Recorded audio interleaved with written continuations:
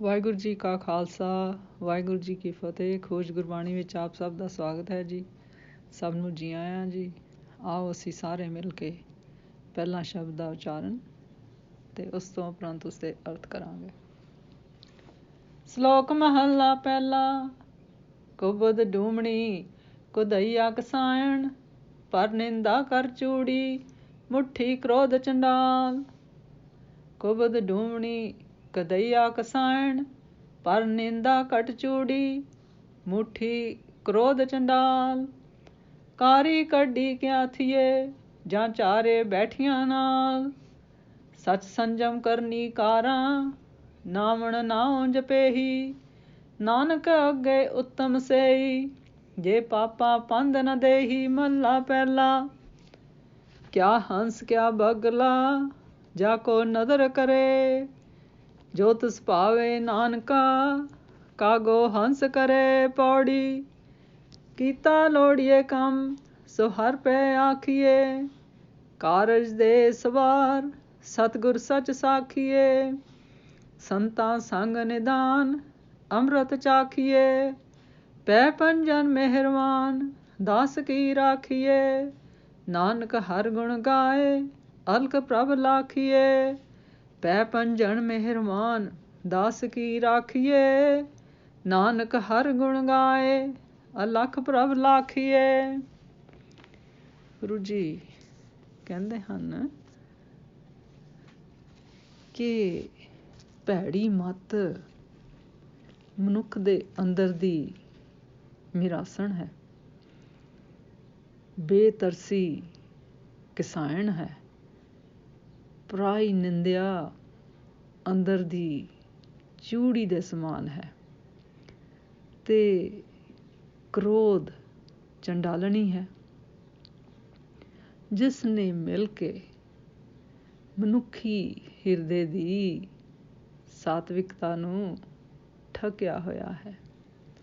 ਜੇ ਇਹ ਚਾਰੇ ਦੁਰਵਿਰਤੀਆਂ ਭਾਵ ਦੁਰਾਚਾਰੀਆਂ ਮਨੁੱਖੀ ਹਿਰਦੇ ਵਿੱਚੋਂ ਨਾਲੋਂ ਨਾਲ ਡਟੀਆਂ ਹੋਈਆਂ ਹਨ, ਤਾਂ ਚੌਂਕੇ ਦੀ ਸੁਚਮਤਾ ਲਈ ਕੱਢੀਆਂ ਲਕੀਰਾਂ ਨਾਲ ਕੀ ਬਣਦਾ ਹੈ। ਜੋ ਮਨੁੱਖ ਸੱਚ ਨੂੰ ਚੌਕਾ ਸੁੱਚਾ ਕਰਨ ਦੀ ਜੁਗਤ ਬਣਾਉਂਦੇ ਹਨ, ਉੱਚੇ ਆਚਰਨ ਨੂੰ, ਸ਼ੁਭ ਕਰਮਾਂ ਨੂੰ ਚੌਂਕੇ ਦੀਆਂ ਲਕੀਰਾਂ ਬਣਾਉਂਦੇ ਹਨ, ਜੋ ਨਾਮ ਜਪਦੇ ਹਨ ਤੇ ਇਸ ਨੂੰ ਤੀਰਥ ਇਸ਼ਨਾਨ ਸਮਝਦੇ ਹਨ, ਫਿਰ ਗੁਰੂ ਜੀ ਕਹਿੰਦੇ ਹਨ ਕਿ ਜੋ ਹੋਰਨਾਂ ਨੂੰ ਵੀ ਪਾਪਾਂ ਵਾਲੀਆਂ ਸਿੱਖਿਆ ਨਹੀਂ ਦਿੰਦੇ, ਉਹ ਮਨੁੱਖ ਪ੍ਰਭੂ ਦੀ ਪਰਮਾਤਮਾ ਦੀ ਹਜ਼ੂਰੀ ਵਿੱਚ ਉੱਤਮ ਸਮਝੇ ਜਾਂਦੇ ਹਨ। ਫਿਰ ਗੁਰੂ ਜੀ ਕਹਿੰਦੇ ਹਨ ਕਿ ਜਿਸ ਵੱਲ ਪਰਮਾਤਮਾ ਪਿਆਰ ਨਾਲ ਤੱਕੇ, ਉਸ ਦਾ ਬਗਲਾਪਨ ਪਾਖੰਡ ਦੂਰ ਹੋਣਾ ਕੀ ਔਖਾ ਹੈ, ਤੇ ਉਸ ਦਾ ਹੰਸ ਭਾਵ ਉੱਜਲ ਮਤ ਬਣਨਾ ਕੀ ਮੁਸ਼ਕਲ ਹੈ। ਫਿਰ ਪਰਮਾਤਮਾ ਦੀ ਕਿਰਪਾ ਦ੍ਰਿਸ਼ਟੀ ਕਰਕੇ ਉਸ ਦਾ ਉਧਾਰ ਹੋ ਜਾਂਦਾ ਹੈ। ਫਿਰ ਗੁਰੂ ਜੀ ਕਹਿੰਦੇ ਹਨ, ਜੇ ਪਰਮਾਤਮਾ ਚਾਹੇ ਤਾਂ ਉਹ ਬਾਹਰੋਂ ਚੰਗੇ ਦਿਸਣ ਵਾਲੇ ਨੂੰ ਤਾਂ ਕਿਤੇ ਰਿਹਾ, ਕਾਂ ਨੂੰ ਵੀ ਭਾਵ ਅੰਦਰੋਂ ਗੰਦੇ ਆਚਰਣ ਨੂੰ ਵੀ ਉੱਜਲ ਬੁੱਧ ਵਰਗਾ ਬਣਾ ਕੇ ਉਸਦੀ ਮਾੜੀ ਬਿਰਤੀ ਨੂੰ ਸਾਤਵਿਕ ਬਿਰਤੀ ਵਿੱਚ ਬਦਲ ਦਿੰਦਾ ਹੈ। ਫਿਰ ਗੁਰੂ ਜੀ ਕਹਿੰਦੇ ਹਨ ਕਿ ਜਿਹੜਾ ਕੰਮ ਸਿਰੇ ਚਾੜਨ ਦੀ ਇੱਛਾ ਕਰਦਾ ਹੋਵੇ, ਉਸ ਦੀ ਪੂਰਨਤਾ ਲਈ ਉਸਨੂੰ ਪਰਮਾਤਮਾ ਅੱਗੇ ਅਰਜ਼, ਬੇਨਤੀ, ਅਰਦਾਸ ਕਰਨੀ ਚਾਹੀਦੀ ਹੈ। ਸਤਿਗੁਰ ਦੀ ਸੱਚੀ ਸਿੱਖਿਆ ਉੱਤੇ ਚੱਲਣ ਨਾਲ ਪਰਮਾਤਮਾ ਉਸਦੇ ਕਾਰਜ ਨੂੰ ਸਵਾਰ ਦਿੰਦਾ ਹੈ, ਭਾਵ ਸਿਰੇ ਲਗਾ ਦਿੰਦਾ ਹੈ। ਸੰਤਾਂ ਦੀ ਸੰਗਤ ਵਿੱਚ ਨਾਮ ਰੂਪ ਖਜ਼ਾਨਾ ਪ੍ਰਾਪਤ ਹੁੰਦਾ ਹੈ ਅਤੇ ਆਤਮਿਕ ਜੀਵਨ ਦੇਣ ਵਾਲਾ ਨਾਮ ਰਸ ਚਖਿਆ ਜਾ ਸਕਦਾ ਹੈ। ਭੈ ਨੂੰ ਖਤਮ ਕਰਨ ਵਾਲੇ ਕਿਰਪਾਲੂ ਅੱਗੇ ਬੇਨਤੀ ਕਰਨੀ ਚਾਹੀਦੀ ਹੈ ਕਿ ਦਾਸ ਦੀ ਰੱਖਿਆ ਕੀਤੀ ਜਾਵੇ। ਸਾਨੂੰ ਇਹੀ ਅਰਦਾਸ ਕਰਨੀ ਚਾਹੀਦੀ ਹੈ ਕਿ ਪ੍ਰਮਾਤਮਾ ਮੇਰੀ ਲਾਜ ਰੱਖ। ਫਿਰ ਗੁਰੂ ਜੀ ਕਹਿੰਦੇ ਹਨ ਕਿ ਹਰ ਦਾ ਗੁਣ ਗਾਣ ਕਰਨ ਨਾਲ, ਇਸ ਤਰ੍ਹਾਂ ਪ੍ਰਭੂ ਦੀ ਸਿਫਤ ਸਲਾਹ ਕੀਤਿਆਂ ਲੱਖ ਪ੍ਰਭੂ ਨਾਲ ਸਾਂਝ ਪਾ ਲਈਦੀ ਹੈ। ਲੱਖ ਪਰਮਾਤਮਾ ਨੂੰ ਲਖਿਆ ਜਾਣਿਆ ਜਾ ਸਕਦਾ ਹੈ। ਵੈਦਿਕ ਧਰਮ ਵਿੱਚ ਬ੍ਰਾਹਮਣਾਂ ਦੀ ਵਿਚਾਰਾਂ ਦਾ, ਬ੍ਰਾਹਮਣਵਾਦੀ ਵਿਚਾਰਾਂ ਦਾ ਪ੍ਰਚਲਿਤ ਹੋਣਾ ਕੁਦਰਤੀ ਗੱਲ ਹੈ।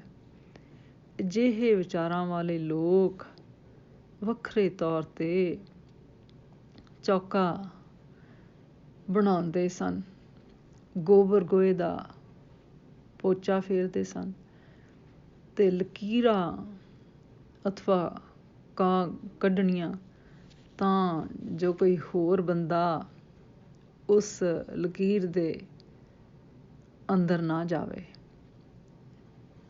ਇਹਨਾਂ ਕਰਮਕਾਂਡਾਂ ਵਿੱਚ ਖਚਤ ਰਹਿੰਦੇ ਸਨ।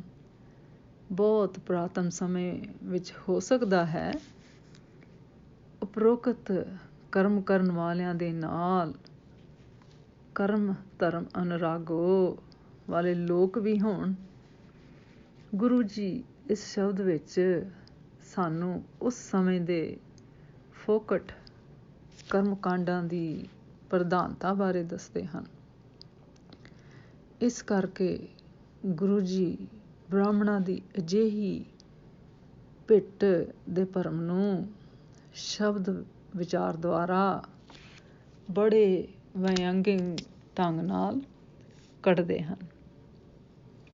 ਫਿਰ ਗੁਰੂ ਜੀ ਕਹਿੰਦੇ ਹਨ ਕਿ ਜੇ ਕੋਈ ਮਨੁੱਖ ਕਿੰਨਾ ਵੀ ਇਸ਼ਨਾਨ ਕਿਉਂ ਨਾ ਕਰੇ, ਚੰਦਨ ਦਾ ਟਿੱਕਾ ਵੀ ਲਾ ਲਵੇ, ਹੋਰ ਬਾਹਰਮੁਖੀ ਸੱਚਮੁੱਚਤਾ ਵਾਲੇ ਕਰਮ ਵੀ ਕਰਦਾ ਰਹੇ, ਜੇ ਉਸਦਾ ਹਿਰਦਾ ਸ਼ੁੱਧ ਨਹੀਂ ਹੋਇਆ ਤਾਂ ਸਮਝੋ ਖੋਟੀ ਬੁੱਧੀ, ਨਿਰਦੈਤਾ, ਪਰਾਈ ਨਿੰਦਾ, ਕ੍ਰੋਧ ਆਦਿ ਭੈੜੀਆਂ ਵਾਦੀਆਂ ਉਸਦੇ ਨਾਲ ਹੀ ਰਹਿੰਦੀਆਂ ਹਨ।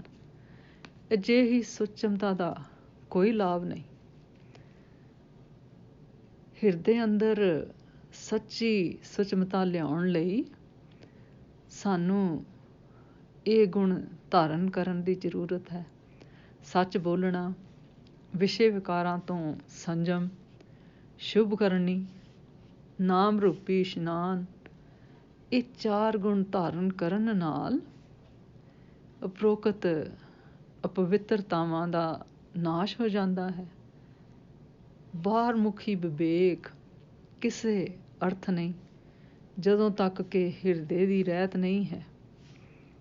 ਗੁਰੂ ਜੀ ਇਸ ਆਤਮਿਕ ਗਿਆਨ ਨੂੰ ਵਿਆਖਦੇ ਹੋਏ ਇਹਨਾਂ ਦੈਵੀ ਗੁਣਾਂ ਦੀ ਪ੍ਰਾਪਤੀ ਲਈ ਜੋ ਵਿਸ਼ੇਸ਼ ਜੁਗਤੀ ਨਿਰੂਪਣ ਕੀਤੀ ਹੈ, ਉਹ ਹੈ ਬੇਨਤੀ, ਅਰਦਾਸ, ਅਰਜ਼ੋਈ।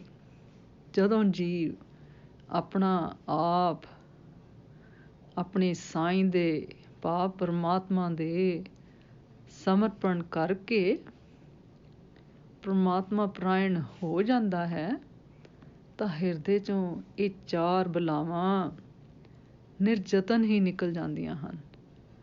ਸ਼ੁਭ ਕਰਨੀ ਕਰਦੇ ਹੋਏ ਵੀ ਪ੍ਰਭੂ ਦੀ ਕਿਰਪਾ ਦਾ ਪਾਤਰ ਬਣਨ ਲਈ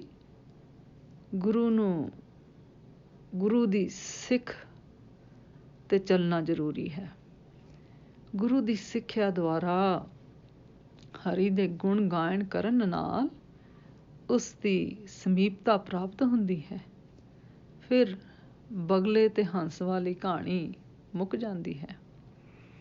ਬਾਹਰਮੁਖੀ ਕਿਰਿਆ ਮਨੁੱਖ ਨੂੰ ਬਗਲੇ ਵਾਂਗ ਬਾਹਰੋਂ ਚਿੱਟਾ ਜ਼ਰੂਰ ਬਣਾਉਂਦੀ ਹੈ, ਪਰ ਬਗਲੇ ਦੀ ਖੁਰਾਕ ਵਾਂਗ ਉਸਦਾ ਹਿਰਦਾ ਭੈੜੀਆਂ ਵਾਦੀਆਂ ਤੋਂ ਸ਼ੁੱਧ ਨਹੀਂ ਹੁੰਦਾ।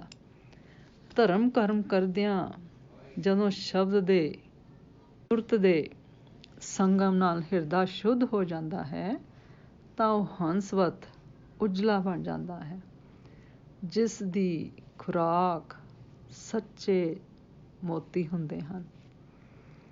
ਸੋ ਗੁਰਸਿੱਖ ਬਣਨ ਲਈ ਪੰਡਤਾਈ ਵਾਲਾ ਭੋਜਨ ਛੱਡ ਕੇ ਸੱਚਾਈ ਵਾਲਾ ਸੁੱਚਾ ਭੋਜਨ ਛਕਣਾ ਲਾਜ਼ਮੀ ਹੈ, ਅਤੇ ਇਹੋ ਹੀ ਗੁਰਸਿੱਖ ਦੀ ਅਰਦਾਸ ਦਾ ਮੁੱਖ ਅੰਗ ਹੈ। ਅੱਜ ਦਾ ਵਿਚਾਰ ਕਰਦਿਆਂ ਮੇਰੇ ਕੋਲੋਂ ਅਨੇਕਾਂ ਭੁੱਲਾਂ ਹੋਈਆਂ ਹੋਣਗੀਆਂ, ਉਸ ਵਾਸਤੇ ਮੈਂ ਖਿਮਾ ਦੀ ਜਾਚਕ ਹਾਂ ਜੀ। ਵਾਹਿਗੁਰੂ ਜੀ ਕਾ ਖਾਲਸਾ, ਵਾਹਿਗੁਰੂ ਜੀ ਕੀ ਫਤਿਹ।